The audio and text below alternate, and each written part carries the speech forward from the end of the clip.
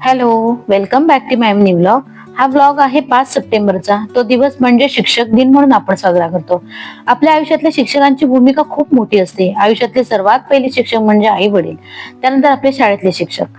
आई आपल्याला बोट धरून चालायला शिकवते, वडील आपल्याला आयुष्याचे धडे देतात. त्यानंतर आपल्या शाळेतल्या शिक्षक.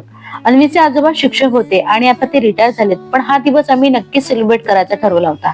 हा सगळा प्लॅन अन्वीच्या आत्तूचा होता, जो की आम्हाला त्याच्याबद्दल अजिबात माहित नव्हतं. तिने केकही बनवला होता. खूप छान केक बनवला होता. तो अजिबात आम्हाला माहित नव्हतं की केक तिने बनवलेला आहे. छान आम्ही सेलिब्रेशन केलं. घरातली सगळीच फॅमिली होती आणि हा दिवस म्हणजे आपल्या गुरुप्रती कृतज्ञता व्यक्त करण्याचा आणि आपल्या गुरूंना सन्मान करण्याचा दिवस. खरं तर शिक्षक फक्त शाळेत किंवा कॉलेजमध्ये नसतात.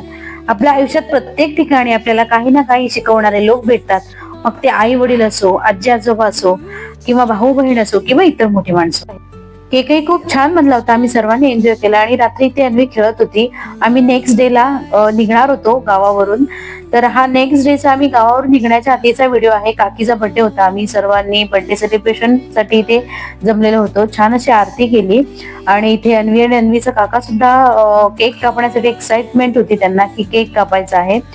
खूप छान दिवस होते गणपती बाप्पाचे ते. अगदी लक्षात राहतील. आणि आम्ही निघणार होतो.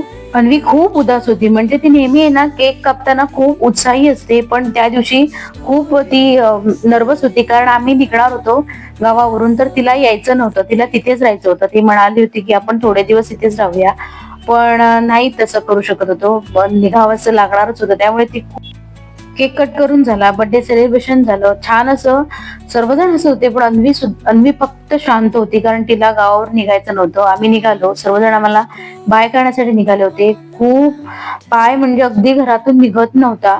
घर सुद्धा शांत शांत झालं होतं. हा ब्लॉग मी इथेच एंड करते. भेटूया तर मग नेक्स्ट ब्लॉग मध्ये. आजचा हा ब्लॉग तुम्हाला कसा वाटला नक्की मला कमेंट करून सांगा. आणि हा आवडला असेल तर लाईक करा, शेअर करा, कमेंट करा. भेटूया मग नेक्स्ट ब्लॉग मध्ये. Bye bye.